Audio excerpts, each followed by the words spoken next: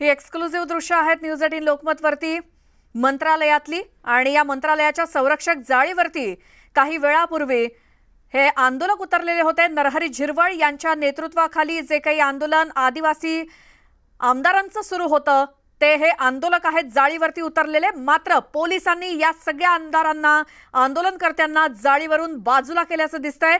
आमचे प्रतिनिधी राहुल झोरी आहेत तिथे, त्यांच्याकडून सगळी माहिती घेऊयात। राहुल,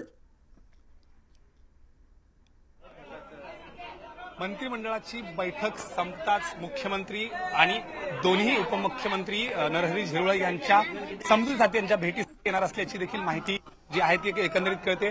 जवळपास तासाभरापासून मंत्रालयातील जाळीवर सुरू झालेला हा गोंधळ आता मंत्रालयाच्याच एका गॅलरीमध्ये जे आहे ते एकत्र बसलेले आहेत। एकंदरीत आदिवासी आरक्षणासंदर्भातला जो निर्णय होता आणि त्या संदर्भातली भूमिका एकंदरीत या संदर्भात हे आंदोलन होते। नरहरी झिरवळ आणि त्यांच्या सोबतच काही कार्यकर्ते आणि आमदार हे देखील सोबत आहेत। जाळ्यांवर सुरू असणारं आंदोलन आता मधल्या जो लॉबी आहे त्या लॉबीमध्ये होतंय। कॅबिनेट मीटिंग संपताच मुख्यमंत्री आणि दोन्ही उपमुख्यमंत्री हे नरहरी झिरवळ यांच्या भेटीसाठी त्यांची समजूत घालण्यासाठी येणार असल्याची माहिती जी आहे ती देखील आता समोर आली आहे। स्टुडिओ बिलकुल। आता या जाळीवरती उतरलेले आंदोलक आता बाजूला झालेले आहेत। किती आंदोलक होते, कोण कोण हे आदिवासी आमदार ज्यांनी या जाळ्यावरती थेट उड्या मारलेल्या होत्या, कोण होते हे आमदार, काही नावं सांगू शकता? अगदी सर्वात महत्वाचं नाव म्हणजेच अर्थात विधानसभेचे उपाध्यक्ष जे की सत्ताधारी पक्षात अजित पवार यांच्या गटात उपाध्यक्ष आहेत आणि नरहरी झिरवळ यांनीच या आंदोलनाची सुरुवात केली होती। खरं तर मुख्यमंत्री भेटीसाठी वेळ देत नाहीत असा आरोप जो आहे तो या निमित्तानं झाला आणि त्यानंतर आज जर मुख्यमंत्री वेळ देणारच नसतील तर आम्हाला अशा पद्धतीनं भूमिका घ्यावी लागेल। आणि राहुल थोडंसं थांबवते, या आंदोलनामध्ये सहभागी असलेले आमदार सुनील भुसारा आपल्या सोबत सध्या फोन लाईन वरती जोडले गेलेत। सुनीलजी, स्वागत न्यूज 18 लोकमत मध्ये। आंदोलन अशा प्रकारे तुमच्यावरती करण्याची वेळ का आली? गेले 14 दिवस झाले ती पेसा आंदोलनात पेसाची जी भरतीचे मुलं आहेत ती झिरवळ साहेबांच्या निवासस्थानाच्या इथे ठाण मांडून बसलेली आहेत। 40-50 मुली आणि 200-250 मुलं त्या ठिकाणी आहेत। त्यांची सगळी व्यवस्था त्या ठिकाणी दुर्व्यवस्था आहे। आम्ही सातत्याने मुख्यमंत्री महोदयांशी या संदर्भातलं चर्चा करण्याचा प्रयत्न करतोय। मुख्यमंत्री साहेबांनीच 15 सप्टेंबरपर्यंत आम्हाला मुदत दिली होती की त्या ठिकाणी जर कोर्टाच्या निर्णयाला अधीन राहून जर आदेश देता मला आले नाहीत तर आपण कोर्टाला आपण त्यांनी विनंती करून आदेश आम्ही त्यांना देऊ, नोकरीवर त्यांना आम्ही रुजू करू असा शब्द मुख्यमंत्री साहेबांनी दिला होता। त्याच्यामध्ये आता 15-20 दिवस गेले, आज 4 तारीख आहे आणि मग त्या जे स्वतः त्यांनी दिला शब्द ते पाळत नसतील आणि म्हणून आम्ही त्यांना भेटण्याचा प्रयत्न करतोय की बाबा आता पुढचं काय, तुम्हीच म्हटलं की आपण नंतर बसून ठरवू। सातत्याने मागच्या 8 दिवस आम्ही त्यांना भेटण्याचा प्रयत्न करतोय। परवाही आपण बघितलं, रात्री दुपारी 3 ते रात्री 10 पर्यंत आम्ही त्यांच्याकडे वाट पाहत सह्याद्रीला बसलो होतो। रात्री 2 पर्यंत त्यांच्या वरच्या निवासस्थानी आम्ही त्यांची वाट पाहत होतो, पण तरी सुद्धा आमची भेट झाली नाही। काल सुद्धा भेटण्याचा प्रयत्न केला, आजही त्यांना कॅबिनेट नंतर भेटण्याचा प्रयत्न केला, ते सातत्याने आम्हाला टाळत आहेत आणि त्यामुळे ही भूमिका आमच्या लोकांना घ्यावी लागली। मी जर आजारी असल्यामुळे आज मी येऊ शकलो नाही तिथे, परंतु आपण कालही रात्री आम्ही 10 वाजेपर्यंत त्यांचा भेटण्याचा प्रयत्न केला।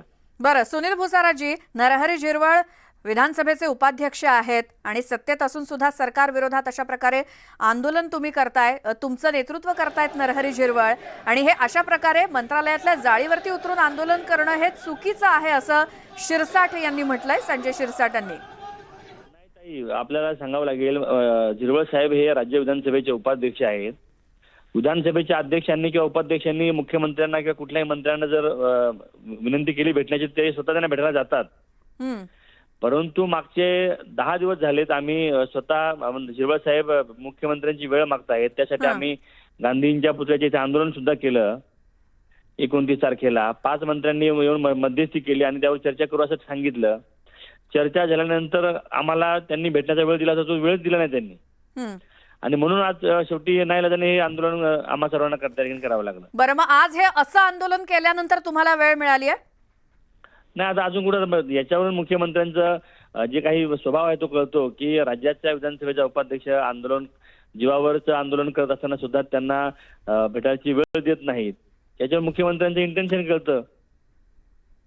बरं, मग आता तुमची काय मागणी? जर आज आता मुख्यमंत्री आणि दोन्ही उपमुख्यमंत्री हे बैठकीसाठी मंत्रालयामध्ये आहेत, तुमची अशी अपेक्षा आहे की मंत्रालयात हे सगळे नेते येत असताना त्यांच्या समोर असं आंदोलन केलं तर लगेच दखल घेतली जाईल असं काही आहे? नाही, आता याच्यापूर्वी आम्ही 2 वेळा रास्ता रोको केला होता. त्यानंतर परवा 29 तारखेला आम्ही गांधीजींच्या पुतळ्यासमोर तिथं आंदोलन केलं होतं आणि त्यानंतर आमची भेट झाली, चर्चा झाली. पण त्या चर्चेतून जे ठरलं तेच आमचे प्रश्न मार्गी लागत नाहीत आणि म्हणून आज आम्हाला ही टोकाची भूमिका आम्हाला घ्यावी लागते. तुमचे सहकारी कोण कोण आमदार आज तिथे जाळीवर उतरायला होते, आंदोलन करायला होते? डॉक्टर किरण लामटे साहेब आहेत, खासदार हेमंत सवरा साहेब आहेत, आमदार बोईसरचे आमदार राजेश पाटील आहेत, श्रीनिवास वनगा आहेत, खोसकर साहेब आहेत, स्वतः झिरवळ साहेब आहेत. जे सुनील भुसाराजी, धन्यवाद. तुम्ही न्यूज 18 लोकमतशी बोललात. या संदर्भात आपण बोलूयात. गोपीचंद पडळकर आपल्या सोबत जोडले गेलेत. पडळकरजी, स्वागत. आज तुम्हाला कळलंच असेल की मंत्रालयामध्ये जाळीवरती उतरून कशा प्रकारे आदिवासी आमदारांकडून आंदोलन झालं आणि त्यांची मागणी काय होती, तर धनगरांना अनुसूचित जमातीतून आरक्षण देण्याला त्यांचा विरोध आहे. नाही, मी मंत्रालयातच आहे. त्यांची पेसा भरतीच्या संदर्भातलं आंदोलन आहे असं त्यांची भूमिका मी आपल्या चॅनेलवरून अनेक ऐकली. धनगर समाजाच्या आरक्षणाचा जो विषय आहे तो पूर्णपणे वेगळा विषय आहे. आदिवासी जमातीचे हे जे प्रमुख नेते आहेत, जे इतर 95% लोकांचं आरक्षण लाटतायत, त्यांनी धनगर आरक्षणाची आमची जी भूमिका आहे ती नीट समजून घेण्याची आवश्यकता आहे. जे सुप्रीम कोर्टानं उपवर्गीकरणाचा निर्णय दिलेला आहे त्यामध्ये आदिवासी जमातीचं जे 7% आरक्षण आहे त्यापैकी जवळपास 45 जमाती महाराष्ट्रात आहेत आणि उपजमाती 185 महाराष्ट्रात आहेत. 185 पैकी 68 जमातींना दाखला दिलाय. 117 जमाती अशा की त्यांना अजून एक पण दाखला दिलेला नाही. आणि म्हणून सरकारकडे आमची मागणी अशी आहे, ज्या 68 जमातीला तुम्ही दाखला दिलाय त्यांचं ए करा, ज्यांना तुम्ही दाखला दिला नाही अशा 117 उपजमाती आहेत त्यांना बी करा आणि धनगरांच्या आरक्षणाची अंमलबजावणी करून त्यांना सी करा. त्यामुळे कुठलाच विषय राहत नाही, वाद लागायचा कुठला विषय आहे असं मला अजिबात वाटत नाही. आजचं जे आंदोलन आहे ते पेसा भरतीच्या संदर्भातलं आंदोलन आहे असं त्यांनी इथून आंदोलनाला जाताना मीडियाच्या समोर त्यांची भूमिका व्यक्त केली होती. बरं, गोपीचंद पडळकरजी, आंदोलनाचा विषय किंवा कारण काही असू दे, पण महत्वाची गोष्ट ही की सत्ताधाऱ्यांविरोधातच मागण्यांसंदर्भात आंदोलन करावं लागतंय. ही अशी वेळ का आली जिथे सत्तेतल्या आमदारांनाच अशा प्रकारे आंदोलन करून आपल्या मागण्यांसाठी झगडावं लागतंय, तर मग सर्वसामान्यांचं काय? त्यांनी विषय नीटपणे समजून घेतला पाहिजे. आडमुठेपणाची भूमिका घेतल्यानंतर सरकार त्याला काय करणार आहे? सरकार जर आदिवासी जमातीच्या आरक्षणाला धक्का लावणार नसेल तर मग आदिवासी जमातीला काय टेन्शन आहे? कारण या देशामध्ये एससी आणि एसटीचं रिझर्वेशन हे लोकसंख्येप्रमाणे दिलं जातं. 2011च्या जनगणनेमध्ये आदिवासींची लोकसंख्या 1,05,00,000 आहे आणि आता 2024 आहे. 2021ची जनगणना कोरोनामुळे झालेली नाही. जर 2001 ते 2011ची जनगणनेची जर वाढ बघितली तर ती 22.54% वाढ होती.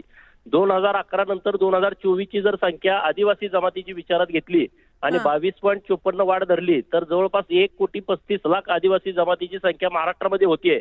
आणि आज आम्ही माहिती घेतली या राज्यामध्ये जात पडताळणी समितीकडून किती एसटी दाखले निर्गमित केलेले आहेत, जात पडताळणी दिलेली आहे, तर 5,97,000 एसटी जमातींना दाखले दिलेले आहेत.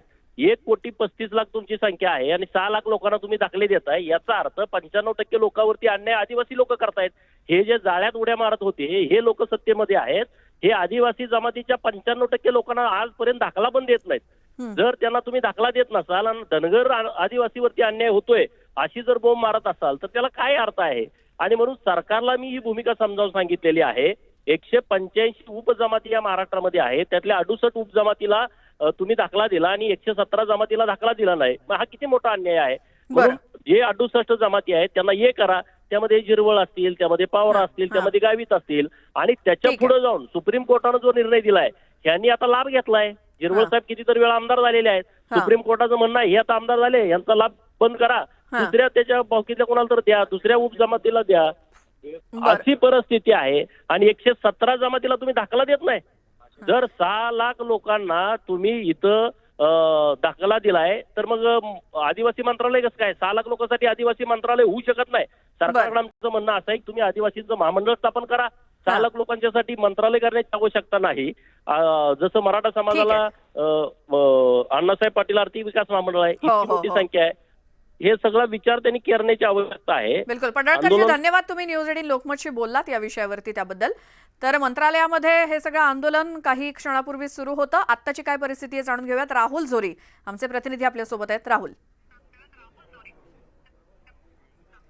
अगदी श्वेता, खरं तर जवळपास 1.5 तासांपासून हे आंदोलन जे आहे ते आज दिसतंय. एकंदरीत बघितलं तर विधानसभेचे अध्यक्ष उपाध्यक्ष नरहरी झिरवळ यांच्यासोबतच राजेश कोसकर, आत्ता भाजपचे आमदार जे आहेत ते देखील या ठिकाणी आमदारांची संख्या जी आहे ती वाढताना दिसते. एकंदरीत बघितलं तर आदिवासीच्या कोट्यातून कुठल्याही पद्धतीनं धनगरांना आरक्षण दिलं जाऊ नये यासाठी ही जी मागणी आहे ती होताना दिसते. एकंदरीत बघितलं तर सर्व आमदार आदिवासी समाजाचे सर्व आमदार या ठिकाणी एकवटलेले आहेत आणि याच ठिकाणी डॉक्टर दुर्वे हे जे की भाजपचे आमदार आहेत आर्वी मतदारसंघातनं आणि याच ठिकाणी ते देखील दाखल झालेले आहेत. एकंदरीत बघितलं तर सर्वपक्षीय सत्ताधारीच आमदार कुठेतरी मंत्रालयात आंदोलनाला बसल्यामुळं ही जी गोंधळ आहे आणि अर्थात सरकारचा मात्र याच्यामध्ये खूप मोठा गोची जी आहे तीच म्हणावी लागेल. कारण आज कॅबिनेट या ठिकाणी आहे आणि कॅबिनेटच्या निमित्तानं मुख्यमंत्री एकनाथ शिंदे, उपमुख्यमंत्री देवेंद्र फडणवीस आणि उपमुख्यमंत्री अजित पवार हे सगळी महत्वाचे नेते, महत्वाचे मंत्री या ठिकाणी असतानाच अशा पद्धतीनं आंदोलन होणं, अर्थातच सुरुवातीला सुरू झालेलं जाळ्यांवरचं आंदोलन आता या लॉबीमध्ये पोहोचले आणि डॉक्टर दुर्वे आपल्याला या संदर्भात बोलू शकतात. एकंदरीत बघितलं तर या सगळ्याची पार्श्वभूमी बघितली तर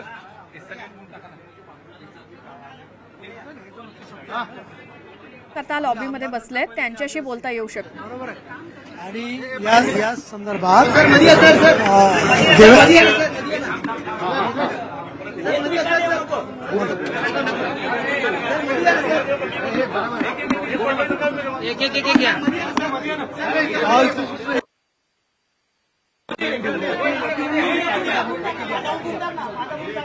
बघा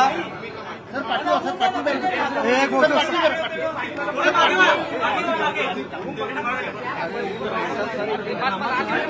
हे बघा,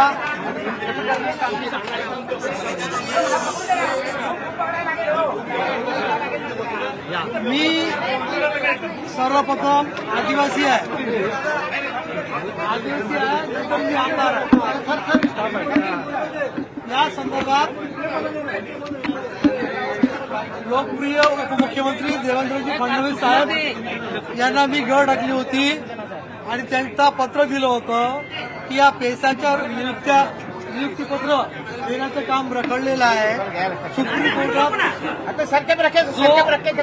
जो निकाल आंध्र आणि झारखंडला लागला त्यामुळे महाराष्ट्रातील गैर आदिवासी संघटनांनी सुप्रीम कोर्टात धाव घेतली आणि त्यांना स्टे मिळाला. त्याच्यामुळे आमची सतत मागणी होती की हा स्टे हटवला पाहिजे. मी स्वतः देवेंद्रजी यांनी मी धर्माधिकारी यांना सुप्रीम कोर्टात केस दाखल केली. दुर्दैवाने वारंवार डेट पुढे चालल्या, म्हणजे 15 नंबरवर 16 नंबरवर ती केस येतच नव्हती. आणि काल मी त्यांना बोललो, पेसातले विद्यार्थी माझ्या घरी आले होते, मुलं आणि मुली 50 ते विद्यार्थी होते ज्यांनी ऑलरेडी परीक्षा दिलेली आहे. त्यांना मी त्याच्यासमोर बोलणं केलं. दुर्दैवाने डेट परत 13 ऑक्टोबरला लागली.